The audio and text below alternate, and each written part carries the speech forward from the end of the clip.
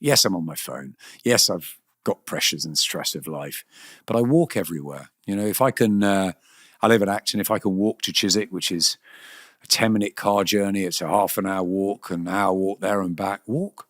I mean, by the time you're parked and all that, I mean, I couldn't walk here today. It was a bit far, but you get my meaning. I love walking because I never used to look at trees and flowers and I think, what? I'm far too busy for that. But it's kind of nice. It's kind of therapeutic. It's good for mental health. It's I breathe. I just sort of I love walking around. I love seeing things. I'm walking around London much more. I took it for granted. I think, and okay, sometimes you're in a rush somewhere and you can't do it, but I think if you just have a different attitude and you're willing to change, I make mistakes. I behave badly at times. We all do. We all do things we shouldn't do. None of us can be a perfect human being. I'm far from it. But I guess I've learned things. I've learned how to be a better version of me by just sort of adapting to what is out there and calming myself down and just, we're a bit yin and yang, my wife and I, with parenting, because she does so much more and she's so much more in there, but she tends to get a bit too close, I think. And sometimes I'm the one that comes in and says, just, it's easy for you to say, yeah, I know, but because I don't maybe do as much, but I try and calm the kids down. I try and tell them, come to me about anything. I'll never judge them on anything. I just won't.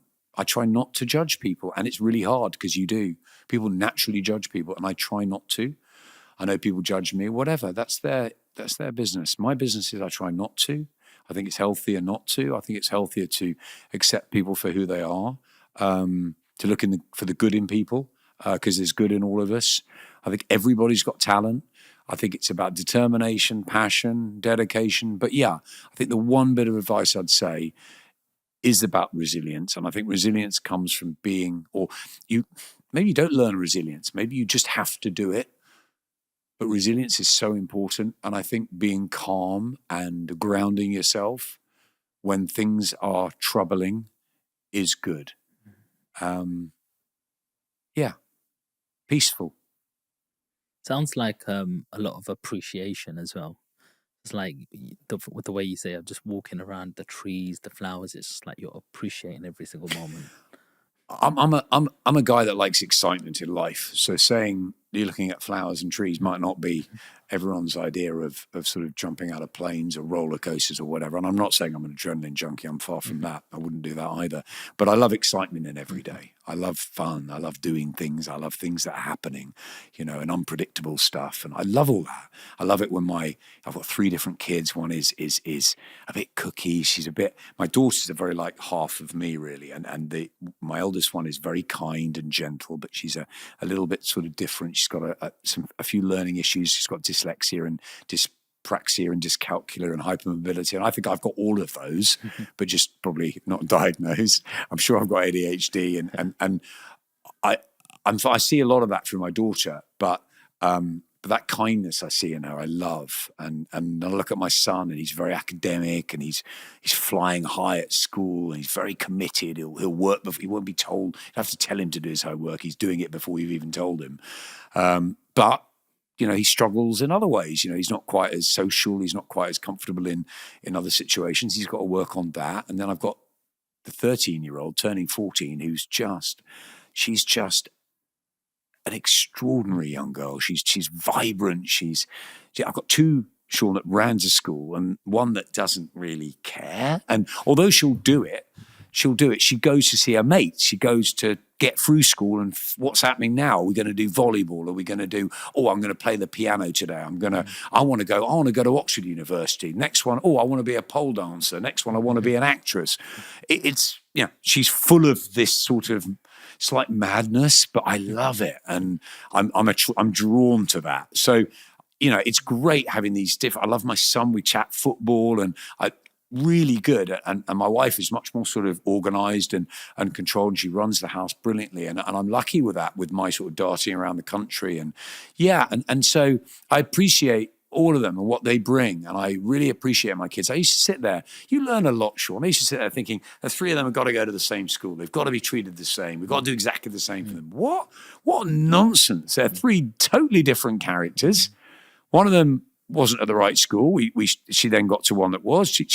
We sort of pushed her towards drama, and then she found criminology, and she's like, I don't want to do drama, I want to do criminology. I'm like, really? But what about drama? I'm like, Adam, stop it. Don't push. Let them roll. She's rolling, and she wants to. She's in criminology. She's about to go to Asia on a gap year. She's great. She's flying. My son wants to make a lot of money. Great. Good luck to him. Maybe you should go and work with Eddie. I don't know, but he's flying, and he's great. And my little girl, who knows what she's going to be? She could be in Hollywood. She could be in jail. I don't know what's going to happen to that one. I hope I live long enough to find out, because she's a right character. And look, they keep us on our toes. And I think what my cancer has taught me is to appreciate that time with them, to appreciate the time I have around boxing. I think I used to take it for granted, being at ringside, being everywhere, being, whether it's this fight or that fight. Oh, of course I'm going to that fight. Now, I can't wait. I can't wait to get to the next one. And I don't care whether it's area level, English level, world title level. I just want to be around the sport I love and watch the fighters I love. And I'm honestly grateful to Eddie, to Frank, to everyone, Ben, to everyone that supported me. And I think, in a way, Sean, because I tried to be nice, I guess. Yes, the ego. Yes, you make mistakes. Yes, I made some wrong decisions, of course. But I tried to be nice to people.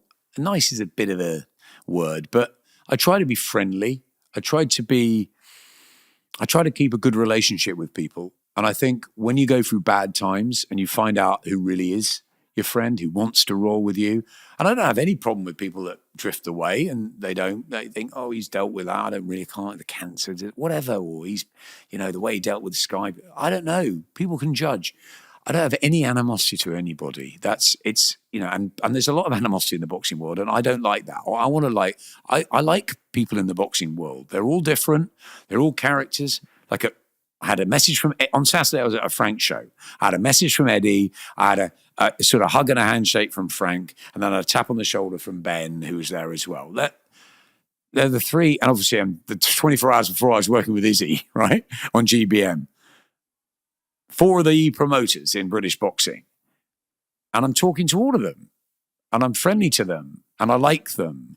And I've had great times with them. And I've had difficult times with them. But they know what I'm about. And I know what they're about.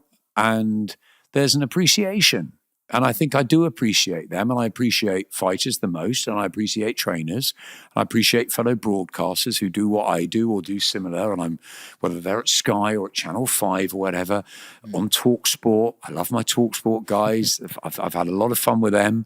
The Sky lot that I miss, the Andys and the Ed Robinsons and the James Tynes, all my friends from Sky. And you move on. You don't have the time with them anymore. I miss Johnny hugely. Johnny and I rocked together. We were like Ant and Dec on the boxing scene. Ringside was the best. But, Johnny said to me when I was devastated when Ringside went, I was so upset. And Johnny went, Ads, we've had a great run. We've left the party at its highest. I get quite emotional thinking about it. He goes, Ads, always leave the party at its highest. You don't want to be the one in the corner at the end. He said, leave the party at its highest. Yeah, Johnny and I miss him. Every day I miss Johnny Nelson. We're still best buddies. I don't see him as much. Of course, we're doing different things. But when you find people that and we were so different. We came from different backgrounds, different worlds.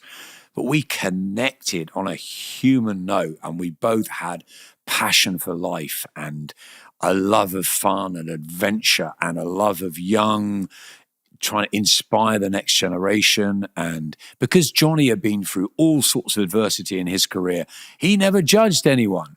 And because I just loved fighters, I'd like to work with Johnny again. And I know we're doing something actually coming up quite soon. I cannot wait, because now I'm really, really appreciative of tough times. I'd love to roll with him again. I think it would be even better. I'm much clearer with life now. I see it through a cleaner lens. My eyes aren't quite as good now. Neither are Barry's and Darren's. We're trying on glasses at ringside the other night. When you get to our age, it's like you're looking at your phone like that. You're thinking, why am I looking at it like that? And put the glass on it. Whoa, hello, a new world. So yeah, look, it's. I think we're big kids as well. Like I look at Barry and Darren, and we're just big kids. You know, we think we're 25. You know, but we're. You know, my best mate's a guy called Hugo Simpson, and he's a communication coach. So we work together a bit, and he's worked a lot with boxing. And we've got a business we're launching Talk the Talk. We're working a bit with Adam Azim just on communication skills.